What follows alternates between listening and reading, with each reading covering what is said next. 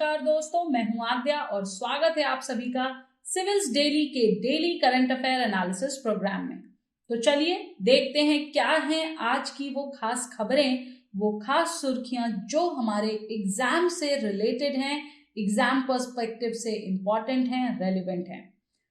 सबसे पहले तो मैं आपको न्यूज़ आज की डिस्कशन से पहले ही मैं आपको बता दूं कि आज जो है 1 फरवरी है और इकोनॉमिक सर्वे कल का आ चुका है, बजट आज आ जाएगा और ये दोनों ही हमारे एग्जाम में इम्पॉर्टेंट हैं। दो हमारे पास्ट ईयर्स में ये इनसे कुछ खास क्वेश्चंस नहीं पूछे गए हैं, बट दैट नेवर मीन्स कि यूपीएससी इनसे क्वेश्चंस पूछ नहीं सकता है। ठीक है, यूपीएससी ऑलवेज सरप्राइजेस अस, तो इसको बिल्कुल भी हल्के में मत लीजिएगा। और कल ऑलरेडी हमारा एक जो बर्निंग इशू और एक्सप्लेनर जाता है वो इस टॉपिक पर जा चुका है, तो उसको देखिए, उससे नोट्स जरूर बनाइएगा इकोनॉमिक सर्वे से। और बजट आज आएगा तो कल के न्यूज़ में हम कोशिश करेंगे कि जो भी खास हाइलाइट्स हैं, जो भी नई स्कीम्स हैं, हम उनको आने वाले टाइम में time to time cover up करते रहें। ठीक है, तो चलिए शुरू करते हैं खबरों का सिलसिला। सबसे पहली जो आज की खबर है, जैसा कि मैंने आपको बताया, इकोनॉमिक सर्वे से ही है, जिसमें कि ग्रोथ जो 2022 और 23 के टाइम इंटरवल के लिए प्रोजेक्ट की गई है वो है 8 to 8.5%। ठीक है, अब देखिए, हम इकोनॉमिक सर्वे हर साल देखते हैं, उसको समझते हैं, उसको एग्जाम के लिए पढ़ते हैं, तो क्यों ना पहले थोड़ा सा हम ये भी जान लें कि भाई आखिर इकोनॉमिक सर्वे होता क्या है और क्यों उसे बजट से एक दिन पहले ही प्रेजेंट किया जाता है, क्यों नहीं ये बजट के साथ आता है। ठीक है, तो देखिए, जो इकोनॉमिक सर्वे है ये एक एनुअल रिपोर्ट है जिसमें कि जो इकोनॉमिक कंडीशन है किसी भी देश की, किसी भी कंट्री की in the different sectors of economy वो बताई जाती है, उसकी क्या कंडीशन हो रखी है वो बताई जाती है, उससे रिलेटेड रिफॉर्म सजेस्ट किए जाते हैं जो कि हमें आने वाले टाइम में लेना है, सो दैट जो पूरी ओवरऑल ग्रोथ है हमारे देश की वो एक्सिलरेट हो सके। इसकी जरूरत क्या है या इसका इंपॉर्टेंस क्या है, इसका सिग्निफिकेंस क्या है? तो देखो, जो इकोनॉमिक सर्वे है ये हमें बताता है जीडीपी की प्रोजेक्शंस को। ठीक है, कि आने वाले नेक्स्ट ईयर में, जो हमारा नेक्स्ट फाइनेंशियल ईयर होगा, वहां पर ग्रॉस डोमेस्टिक प्रोडक्ट या जीडीपी की क्या कंडीशन रहेगी, और उसके साथ साथ कुछ क्रूशियल इंसाइट्स भी देता है about the India's economic condition की एट प्रेजेंट हमारी इकोनॉमिक कंडीशन कैसी है।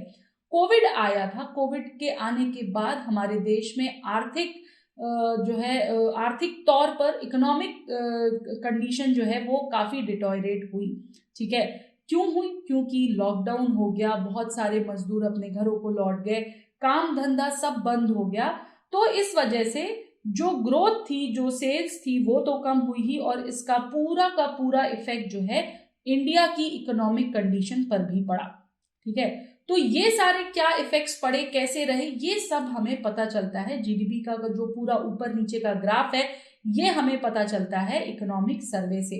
किस सेक्टर में स्केल ग्रोथ हुई, किस सेक्टर में कम हुआ, किस सेक्टर में ज्यादा हुआ, फ्यूल जो है वो कितना बढ़ा घटा, उसकी दर क्या रही, रेट क्या रहा।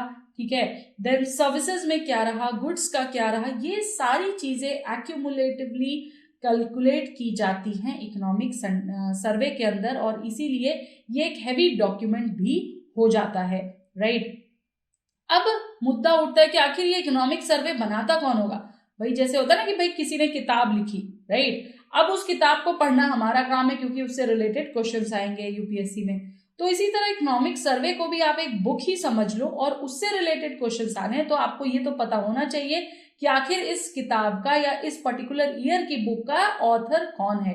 तो देखिए, हाँ, जनरली क्या होता है कि जो इकोनॉमिक सर्वे है उसको प्रिपेयर करते हैं हमारे चीफ इकोनॉमिक एडवाइजर, लेकिन इस वर्ष कुछ अलग है। अलग क्या है कि इस साल ये जो रिपोर्ट ड्राफ्ट हुई है ये चीफ इकोनॉमिक एडवाइजर ने नहीं बल्कि प्रिंसिपल इकोनॉमिक एडवाइजर ने फाइल की है, क्योंकि और भी जो ऑफिशियल्स हैं, कृष्णमूर्ति सुब्रमण्यम के टर्म एंड होने के बाद, जो कि टर्म एंड हो गया था दिसंबर 2021 में ही, उनके बाद जो बाकी लोग थे, जो और ऑफिशियल्स थे और प्रिंसिपल इकोनॉमिक एडवाइजर थे, इन्होंने मिलकर ये पूरी रिपोर्ट ड्राफ्ट की। ठीक है, ये जो सर्वे की वाली न्यूज थी बिल्कुल फ्रंट पेज पे आपको मिलेगी, इसमें मैंने हाईलाइट कर दिया है आपको क्या पढ़ना है, क्या समझना है।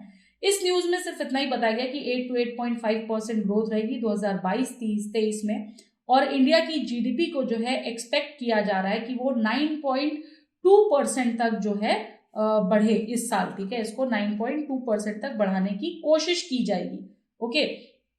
हालांकि जो इन्फ्लेशन है वो बढ़ रहा है, एनर्जी प्राइसेस बढ़ रहे हैं, और इसके साथ साथ ग्लोबल लिक्विडिटी जो है वो काफी टाइटन हो रही है। तो ये सारे जो है एक प्रकार से हमें चैलेंजेस मिल रहे हैं, ठीक है, कि ये चैलेंजेस है। बट इसके बाद भी हमारा प्रोजेक्शन है 9.2% का, और उम्मीद की जा रही है कि 8 to 8.5% जो है वो अचीव कर लिया जाएगा। चीफ इकोनॉमिक एडवाइजर, जो newly appointed chief economic adviser हैं, उनका नाम है वी अनंता नागेश्वरम, ठीक है।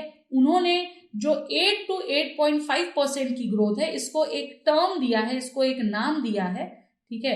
वो नाम है आपका उस कंजर्वेटिव प्रोजेक्शन, इसको कहते हैं कंजर्वेटिव प्रोजेक्शन, ठीक है। इसको एक टर्म दे दिया है उन्होंने, जो प्रोजेक्शन की है इसको एक टर्म दिया है इन्होंने, ठीक है।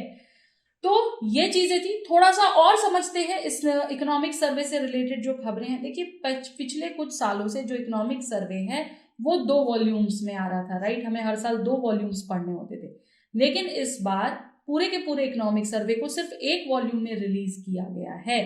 तो आप 1 वॉल्यूम ही पढ़िएगा, ठीक है। और शायद लगभग 442 या कुछ पेजेस का ये वॉल्यूम है, जो भी है, मुझे एग्जैक्ट नहीं पता कि कितने पेजेस के, मैंने पेज नंबर नहीं देखे, बट हाँ 1 वॉल्यूम है, ये चीज जरूर श्योर रहिएगा। अब मुद्दा उठता है कि इकोनॉमिक सर्वे को आखिर हम बजट से एक दिन पहले क्यों प्रेजेंट करते हैं। तो देखिए भारत जब आजाद हुआ था 1947 में, उस टाइम से इकोनॉमिक सर्वे जो है वो बजट के साथ साथ प्रेजेंट किया जाता था, ठीक। लेकिन उसे डीलिंक कर दिया गया 1964 में, ओके, और उसे एडवांस में प्रेजेंट किया जाने लगा और जो है वो जो है एक प्रैक्टिस सी बन गई, और वो आज भी ये प्रैक्टिस चालू है कि अब से बजट से एक दिन पहले ही इकोनॉमिक सर्वे आ जाता है, ठीक है। और ये भी नोट किया गया कि ऐसा कोई जरूरी नहीं है गवर्नमेंट के लिए कि वो इकोनॉमिक सर्वे को रिकमेंडेशंस के अनुसार फर्स्ट वॉल्यूम में ही प्रेजेंट करे, ठीक है। और ऐसी कोई बाइंडिंग वो भी नहीं है कि भाई आपको 2 वॉल्यूम प्रेजेंट करना है या ऐसा कुछ करना है। ऐसी कोई मैंडेटरी चीज या कोई मैंडेटरी आदेश कभी पारित नहीं हुआ है, ठीक है। तो ये चीज ध्यान रखिएगा, ओके। और ये सारा जो है आपका इकोनॉमिक सर्वे से रिलेटेड फैक्ट्स था, इस पर क्वेश्चन नहीं पूछेगा, लेकिन आपको पता होना चाहिए बीइंग अ यूपीएससी एस्पिरेंट, ठीक है। अब अगर हम की हाइलाइट्स की बात करें इस साल के सर्वे की, वैसे तो हमने इस पे पूरा हमारा एक एक्सप्लेनर वीडियो किया है जो अंजुम सर कवर करते हैं, तो उसको प्लीज देख करके नोट्स बना लीजिएगा। बट कुछ जो ग्रोथ से रिलेटेड हाईलाइट है वो मैं आपको यहाँ बता दे रही हूँ कि जो इस बार का इकोनॉमिक सर्वे है, जैसा कि मैंने बताया 8 to 8.5% की ग्रोथ होने की संभावना है, ठीक है। और जो ऑन गोइंग ईयर है फाइनेंशियल ईयर 22, इसके लिए जीडीपी ग्रोथ को प्रोजेक्ट किया गया है 9.2% की दर पर। टोटल कंजम्पशन को एस्टिमेट किया गया है कि वो ग्रो हुआ है 7% से इन 2021-22 with significant contributions from government spending. Agriculture और अलाइड सेक्टर्स जो हैं उनमें भी ग्रोथ को एक्सपेक्ट किया जा रहा है, और वो ग्रोथ एक्सपेक्ट हो रही है लगभग 4% कह लो या 3.9% कह लो, ठीक है। 4% तो नहीं कहेंगे, एग्जैक्टली 3.9% ही हम इसको लेकर चलेंगे। सर्विस सेक्टर जो है उसमें जो ग्रोथ एस्टिमेट की गई है वो है 8.2% की, और ये ऑनगोइंग फाइनेंशियल ईयर के लिए है। इकोनॉमिक सर्वे 21-22 की डिटेल्स को अगर देखें तो वो हमें बताता है different sectors of the economy जिसमें कि रिफॉर्म्स लाने चाहिए या लाए गए, और जो रिफॉर्म्स हम ला रहे हैं उससे हम किस तरीके से एक्सिलरेट कर सकते हैं आने वाले टाइम में ग्रोथ को। तो ये हमारा पूरा इकोनॉमिक सर्वे का की हाईलाइट था, और हम इसको डिटेल में टाइम टू टाइम समझते जाएंगे, करते जाएंगे, ठीक है। नेक्स्ट न्यूज हमारी जो है वो फॉरेस्ट रिपोर्ट से रिलेटेड है। पहले भी ये इससे रिलेटेड एक रिपोर्ट आ चुकी है 2021 की, वापस से एक सर्वे हुआ है और फिर से इंडिया वर्ल्ड लेवल पर 3rd रैंक किया गया है इन दी फॉरेस्ट एरिया गेन, ठीक है। इंडिया का जो फॉरेस्ट और ट्री कवर है, ऐसा कहा जा रहा था कि वो राइज किया है 2261 स्क्वायर किलोमीटर्स में, ठीक है, in the last 2 years, with Andhra Pradesh growing maximum cover of 647 square kilometres, ठीक है। और इंडिया ने अपनी रैंक को इंक्रीज किया है, अपने फॉरेस्ट कवर को इंक्रीज किया है पिछले डिकेड में, और खुद को 3rd रैंक पर लाया है वर्ल्ड वाइड में in average annual net gain in forest area from 2010 to 2020, ठीक है। और ऐसा कहा जा रहा है कि जो फॉरेस्ट कवर है 24% ऑफ इंडिया जोग्राफिकल एरिया का अकाउंट करता है, ठीक है, और 2% of the world's total area को अकाउंट करता है। जो टॉप 10 कंट्रीज हैं हमारी, जिनमें की जो कि मिल करके collectively 66% of the world area को जो है फॉरेस्ट एरिया बनाती हैं, वो हैं ब्राजील में 59% लगभग एरिया है, then Peru 57%, Democratic Republic of Congo 56%, Russia 50%, और इसके जो देश हैं वो भी हैं, ठीक है। इंडिया की अगर हम बात करें तो इंडिया में जो इंक्रीज हुआ है वो 2010 से 20 या 2011 से 21 की एट्रीब्यूशन को हम दे सकते हैं। और ऐसा कहा जा रहा है कि वेरी डेंस फॉरेस्ट कवर बढ़ा है बाय अप्रोक्सीमेटली 20% लगभग, ठीक है। और ओपन फॉरेस्ट कवर भी बढ़ा है, ये तो हमारा डेंस फॉरेस्ट का था, ठीक है। इसके अलावा हमारा ओपन फॉरेस्ट बढ़ा है बाय 7% लगभग, ठीक है। तो ये डेटा याद रखिएगा, क्योंकि हर साल यूपीएससी प्रीलिम्स लेवल पर बहुत ज्यादा क्वेश्चंस दे रहा है एनवायरमेंट बेसिस से, या कह लो कि फॉरेस्ट जो IFOS वाला एग्जाम होता है उसको भी ध्यान में रखते हुए। तो ये न्यूज इंपॉर्टेंट है, इसको प्लीज नोट डाउन कर लो, इस डेटा को प्लीज नोट डाउन कर लो, ठीक है। चलिए आगे चलते हैं। नेक्स्ट न्यूज हमारी जो है वो हमारे प्रेसिडेंट रामनाथ कोविंद जी से रिलेटेड है।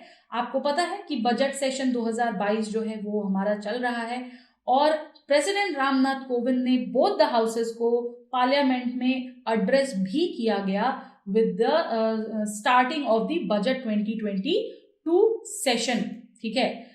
कोविंद जी का टर्म जो है इस साल जो है मध्य में जो है, साल के मध्य में हो सकता है खत्म हो जाए, और पॉसिबली ये एड्रेस जो इनका था, ये कह सकते हैं कि ये it could be the last address of his for the joint houses of parliament, ठीक है। जॉइंट हाउसेज याद रखिएगा। मिस्टर कोविंद ने अपने इस एड्रेस में जो हेल्थ केयर प्रोफेशनल्स हैं, जो गवर्नमेंट के मैसिव वैक्सीनेशन ड्राइव है, ठीक है, और जो वॉलंटियर्स हैं उनको जो है लॉर्ड किया है, उनको जो है अप्रेज किया है for their contribution with against the fight of covid virus, ठीक है।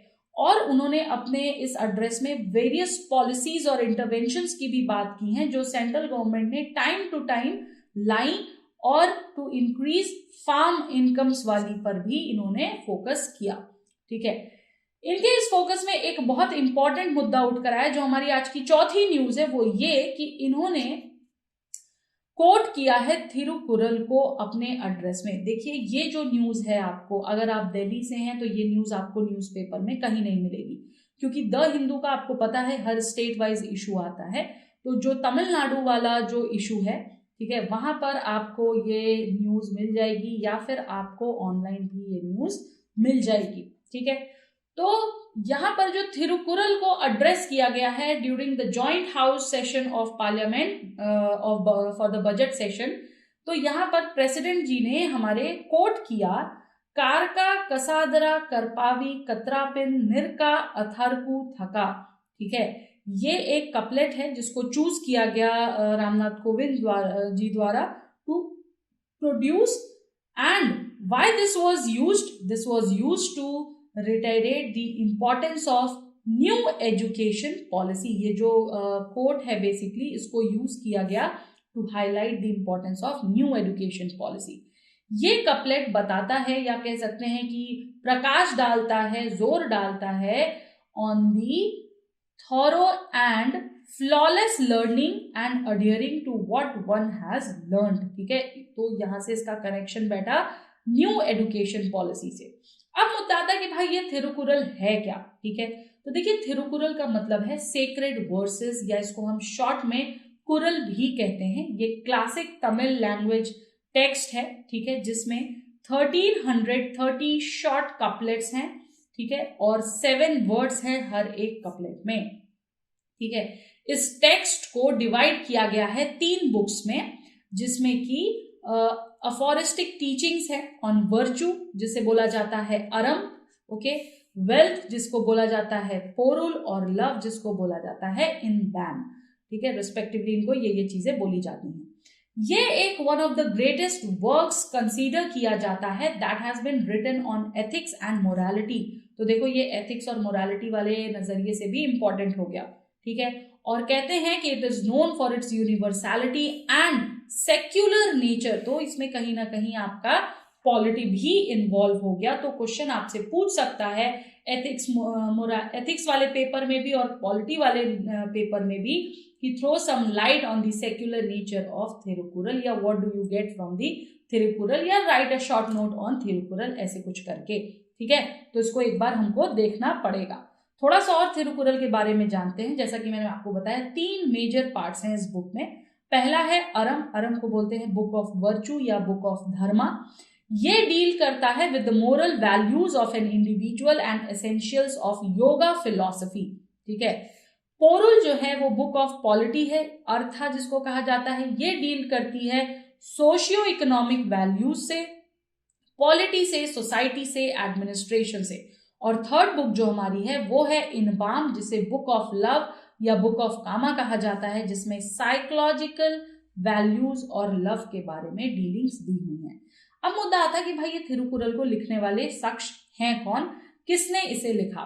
तो देखिए इसकी जो ऑथरशिप है वो ट्रेडिशनली एट्रीब्यूट की जाती है to none other than Valluvar, ठीक है, जिनका पूरा नाम है थिरुवल्लुर। मैच द फॉलोइंग में भी कई बार क्वेश्चन आता है, तो इसको देख लीजिएगा।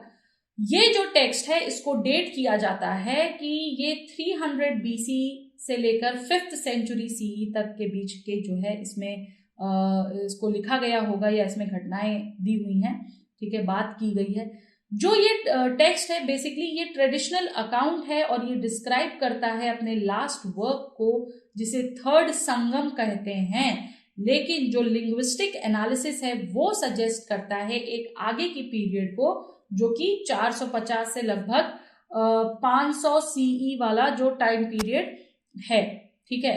और ये जो टाइम पीरियड है बेसिकली ऐसा कहा जाता है कि इसको कंपोज किया गया संगम पीरियड के बाद। तो ये यहाँ पर हमारी एंशिएंट हिस्ट्री से भी रिलेटेड हो गया, ठीक है। तो ये यहां से भी मुद्दा उठ गया इसका, ओके। आगे चलते हैं। आगे चल करके जो हमारी नेक्स्ट न्यूज है बेसिकली वो है DLI स्कीम पर, या कह ले कि चिप मेकिंग इंडस्ट्री पर, ठीक है। ये जो DLI स्कीम है बेसिकली इंडिया ने एप्लीकेशंस इनवाइट की हैं फ्रॉम 100 डोमेस्टिक कंपनीज या स्टार्टअप्स, या कह ले कि स्मॉल एंड मीडियम एंटरप्राइजेस, की वो आकर पार्ट बन सकते हैं DLI स्कीम का। DLI स्कीम का जो मेन मुद्दा है, जो मेन ऑब्जेक्टिव है, एम है, वो है to provide financial and infrastructural support to companies setting up fabs और semiconductor making plants in India, ठीक है। और इनका एम है to attract existing and global players as it will support their expenditures related to the designing of software, IP, right, development, इन सारी चीजों से रिलेटेड। अब जो CDAC है यानी centre for development of advance computing है, ये एक साइंटिफिक सोसाइटी को जो है ऑपरेट करती है अंडर दी MITY, MEITY, और ये सर्व करेगा, CDAC जो है आपका, ये सर्व करेगा as the nodal agency for the implementation of DLI। तो नोडल एजेंसी कौन है ये यहां पर देख लीजिएगा, ठीक है। चलिए आगे चलते हैं और समझते हैं। DLI के 3 कंपोनेंट है बेसिकली। पहला है हमारा चिप डिजाइन इंफ्रास्ट्रक्चर सपोर्ट।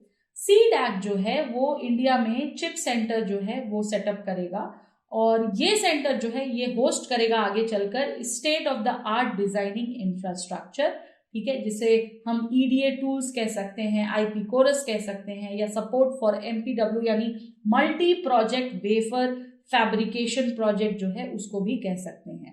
ठीक है, और ये आने वाले टाइम में एक्सेस देगा, सपोर्ट देगा कंपनीज को।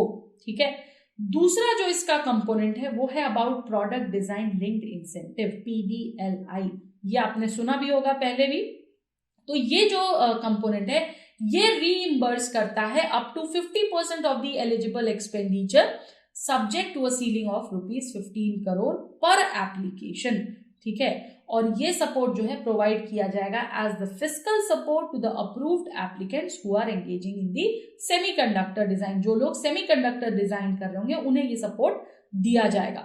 थर्ड इंसेंटिव जो आपका है वो है डिप्लॉयमेंट लिंक्ड इंसेंटिव। इसमें 6% से 4% का net sales turnover over 5 years जो है वो सब्जेक्ट करेगा टू अ सीलिंग ऑफ लगभग 30 करोड़ पर एप्लीकेशंस प्रोवाइड किए जाएंगे इसके अंतर्गत। ठीक है, और जो इसमें जो एप्लीकेशंस होंगे उनका जो मेन डिजाइनिंग का होगा वो है semiconductor designing for integrated circuits कह लो, चिपसेट्स कह लो, सिस्टम ऑन चिप्स कह लो, यानी चिप से रिलेटेड पूरा इनका रहेगा। अब मुद्दा होता है कि भाई DLI की जरूरत क्या है। देखिए, DLI की जरूरत इंडिया में इसलिए है क्योंकि इंडिया में डेली बेसिस पर जो सेमीकंडक्टर्स की जो डिमांड है वो बढ़ रही है, तो उसको हैंडल करने के लिए, उसको केटर करने के लिए हमें DLI स्कीम की जरूरत है। जो सेमीकंडक्टर इंडस्ट्रीज हैं वो फास्टली ग्रो कर रही हैं और धीरे धीरे लगभग $1 ट्रिलियन के करीब में पहुंच रही हैं, और इंडिया जो है वो काफी तेजी से ग्रो कर सकता है, फास्टली ग्रो कर सकता है और $64 बिलियन तक पहुंच सकता है बाय 2026। ठीक है, आज से भी अगर हम देखें तो आज की डेट में इंडिया की लागत है लगभग इस फील्ड में 27 बिलियन टुडे। मोबाइल्स हो गए, वेरेबल्स हो गए, IT हो गए, इंडस्ट्रियल कंपोनेंट्स हो गए, ये सारे लीडिंग सेगमेंट्स हैं इंडियन सेमीकंडक्टर्स में। ठीक है, तो इसलिए जरूरत है। अब आप मुझे बताइए कि इस सोचिएगा थोड़ा सा कि इसमें जो है चैलेंजेस क्या आ सकते हैं। DLI स्कीम में जो चैलेंजेस हैं वो क्या हो सकते हैं, प्रोबेबल चैलेंजेस, क्योंकि UPSC भी आपसे मोस्टली कई बार चैलेंजेस पर ही क्वेश्चन पूछता है। सिग्निफिकेंस तो मैंने आपको बता दिया, बट चैलेंजेस क्या हो सकते हैं इन पर जरा सोचिएगा और हमें कमेंट सेक्शन में लिखकर जरूर बताइएगा। ठीक है, चलिए आगे चलते हैं। नेक्स्ट न्यूज हमारी है अगेन होयसाला टेम्पल्स से रिलेटेड। होयसाला टेम्पल्स जो हैं इन्हें नॉमिनेट किया गया है भारत से फॉर वर्ल्ड हेरिटेज टैग के लिए। ठीक है, और होयसाला टेम्पल्स जो हैं वो 3 जगह के नॉमिनेट हुए हैं, बेलूर, हैलेबिड और सोमनाथपुरा। कर्नाटका में ये तीनों ही स्थित हैं और इन्हें फाइनलाइज किया गया है इंडिया से नॉमिनेशन के लिए। ठीक है, जिसमें कि वर्ल्ड हेरिटेज टैग मिले इन्हें फॉर द ईयर 2022-23। बहुत इंपॉर्टेंट हो जाता है ये स्पेशली प्रीलिम्स के पर्सपेक्टिव से, क्योंकि जैसे ही कोई मुद्दा उठता है वर्ल्ड लेवल पर वो हमारे देश का होकर होने के साथ साथ हमारे लिए UPSC एग्जाम में बहुत इंपॉर्टेंट हो जाता है। ठीक है, तो इसको थोड़ा सा समझते हैं कौन कौन से टेम्पल्स है, मैं वो भी आपको बताऊंगी। अब देखिए, जो सेक्रेड एंसेम्बल्स हैं होयसालास का, उन्हें एक्स्ट्राऑर्डिनरी एक्सप्रेशन दिया जाता है फॉर स्पिरिचुअल पर्पस, और ऐसा कहा जाता है कि ये व्हीकल्स हैं of spiritual practice and attainment की। ठीक है, जो ये जो टेम्पल्स हैं ये बेलूर में है, हैलेबिड में है। ये फाइन और मोस्ट एक्सक्विजिट और मोस्ट रिप्रेजेंटेटिव एग्जाम्पल्स माने जाते हैं फॉर देयर आर्टिस्टिक जीनियसनेस। ठीक है, और इन्हें इनकी जो कल्चरल अकम्पलिशमेंट है वो आज भी उतनी ही रेलिवेंट है, उतनी ही मशहूर है, उतनी ही मानी जाती है। ठीक है, नेक्स्ट स्लाइड में आप देख सकते हो 3 टेम्पल्स दिए हैं। देखो, ये है आपका चन्नाकेशवा टेम्पल ऑफ बेलूर, ये है होयसालेश्वरा टेम्पल ऑफ हालेबिडु और ये है केशव टेम्पल ऑफ सोमनाथपुरा। जो सबसे पहला है चन्नाकेशवरा टेम्पल, ठीक है, केशवा टेम्पल सॉरी, ये कॉम्प्लेक्स जो है ये बिल्ट अप है at the centre of the old walled town located on the banks of Yagachi river. ठीक है, और ये कॉम्प्लेक्स अपने आप में वॉल्ड है इन अ रेक्टेंगुलर कैंपस। ठीक है, जिसमें 4 रेक्टिलिनियर स्ट्रीट्स हैं around its ritual circumambulation of the deity. ठीक है, कंस्ट्रक्शन है जो इस टेम्पल की, ऐसा माना जाता है कि उसे 1100 17 एडी में लगभग बनाया गया था और ये टेम्पल बनने में टोटल 103 वर्ष लगे। इस टेम्पल को डिवोट किया जाता है गॉड विष्णु को, लेकिन जो रिप्रेजेंटेशंस हैं यहाँ पर, कुछ रिप्रेजेंटेशंस लॉर्ड शिवा के भी मिलते हैं। ठीक है, अब जो हमारा ये टेम्पल है बेसिकली ये वैष्णवाइट्स के लिए जो है एक बहुत ही इम्पॉर्टेंट साइट है, साइट ऑफ पिलग्रिमेज है, और आज भी लोग उतनी ही श्रद्धा से यहाँ जाते हैं और पूजा करते हैं, वर्शिप करते हैं। नेक्स्ट जो टेम्पल है हमारा हाइलेबिड और बेलूर वाला, वो जाना जाता है दोराम समुद्रा के नाम से। ठीक है, ये जो टेम्पल्स थे आपके, ये लगभग बने थे, हाइलेबिडु वाला जो टेम्पल है ये बिल्टअप हुआ था 1121 CE में, और उस टाइम पर रेन थी होयसाला किंग विष्णुवर्धन होलेश्वरा इनकी। ठीक है, इनका राज्य था। ये टेम्पल प्योरली डेडिकेटेड है टू लॉर्ड शिवा, और ये इसको जो स्पॉन्सर किया था, जो बिल्डअप था ये by wealthy citizens and merchants of Dorasamudra द्वारा। केशव टेम्पल जो है आपका सोमनाथपुरा का, ये अनदर मैग्निफिसेंट होयसाला मॉन्यूमेंट है, और ये ब्रेथ टेकिंगली ब्यूटिफुली कार्व्ड टेम्पल है। त्रिकुटा टेम्पल इसको बोला जाता है, और जैसा कि इसका नाम है केशव, तो ये डेडिकेटेड भी है केशव कन्हैया को, यानी लॉर्ड कृष्णा को। उनके 3 फॉर्म्स मिलते हैं यहाँ पर जो पूजे जाते हैं। पहला है जनार्दन, दूसरा है केशवा, और तीसरा है वेणुगोपाला। ठीक है, आपको अगर थोड़ा भी आइडिया है तो जरा मुझे बता दीजिए कि जनार्दन कौन सा फॉर्म था, केशव कौन सा फॉर्म था, और वेणुगोपाला कौन सा फॉर्म था। आई होप कि आपको पता होगा, फटाफट से कमेंट सेक्शन में लिख के जरा मुझे बताइए। ठीक है, हालांकि एक अनफॉर्चुनेट घटना यहाँ पर घटी, वो ये कि केशव की जो मेन आइडल है, जो मेन मूर्ति है, वो मिसिंग है यहाँ से, और जो जनार्दन और वेणुगोपाला वाली आइडल्स है वो डैमेज्ड है। ये एक अनफॉर्चुनेट जो है कांड हो गया था यहाँ पर, उसकी वजह से ये स्थिति है आज की डेट में। लेकिन तीनों ही टेम्पल्स हमारे एग्जाम के लिए बहुत ज़्यादा इंपॉर्टेंट हैं, तो प्लीज़ मैंने आपको इनकी फोटोज़ भी दे दी है, इनकी लोकेशन एक बार चेक कर लीजिएगा आप, और इनसे जो रिलेटेड मैंने आपको फैक्ट्स बताए हैं वो पढ़ लीजिएगा, और उसके साथ साथ कौन सा टेम्पल किस गॉड को है वो ज़रूर कर लीजिएगा, क्योंकि मैच द फॉलोइंग में जो है ये आपसे क्वेश्चन पूछा जा सकता है। ठीक है, तो ये थी हमारी आज की कुछ खास न्यूज़। जो बच्चे हमारे साथ नए जुड़ रहे हैं, very warm welcome to all of you, and आप हमारे साथ जुड़ सकते हैं #CD रिचुअल्स के डेली रिचुअल्स प्रोग्राम में, जहां हम यूट्यूब पर हमारी जो टीम है वो आपके लिए तमाम लेक्चर्स लेकर आती है। मंडे टू फ्राइडे हम प्योरली न्यूज़ कवर करते हैं, सैटरडे संडे हमारी न्यूज़ नहीं आती। 1-2 बच्चों ने क्वेश्चन भी पूछा कि मैम संडे को न्यूज़ नहीं आई है, तो वो इसीलिए नहीं आई है क्योंकि हमारा जो डेली न्यूज़ कवरेज है या जो एडिटोरियल कवरेज है वो मंडे टू फ्राइडे रहता है। सैटरडे संडे वीकेंड्स पर हम आपके लिए कुछ अलग और कुछ नए टाइप के वीडियोस लेकर आते हैं। जैसे लास्ट सैटरडे जो है मैंने आपके लिए वीडियो लाया था how to cover Laxmikanth in 10 days, right. उस वीडियो को आप देख सकते हो, अपना स्केड्यूल बना सकते हो, और कौन से टॉपिक्स प्योरली छोड़ने हैं, कौन से करने हैं, उनका आइडिया भी ले सकते हो। ठीक है, कुछ मोटिवेशनल लेक्चर्स भी आते हैं आपके लिए, तो अगर आपका मोटिवेशन डाउन है तो आप वो देख करके खुद को वापस से पैकअप कर सकते हो और इस लड़ाई के लिए तैयार कर सकते हो। ठीक है, तो ये थी हमारी आज की खास न्यूज़। आई होप आपको समझ आएगा। अगर कहीं भी डाउट है तो प्लीज कमेंट सेक्शन में लिखकर हमें बताएं, हम कोशिश करेंगे आपके डाउट्स को सॉल्व करने की, रिजॉल्व करने की। ठीक है, तो चलिए इसी के साथ आज के लिए इतना ही। नेक्स्ट सेशन में फिर मिलेंगे, तब तक के लिए धन्यवाद, नमस्कार, जय हिंद, जय Bharat, and yes, do not forget to like, subscribe and comment. और हाँ, ज्यादा से ज्यादा अपने दोस्तों में भी शेयर करिए सो दैट उनका भी मार्गदर्शन हो सके। ठीक है, तो चलिए, जय Hind. Subscribe to our YouTube channel and press the bell icon on the YouTube app and never miss another update from Civils Daily.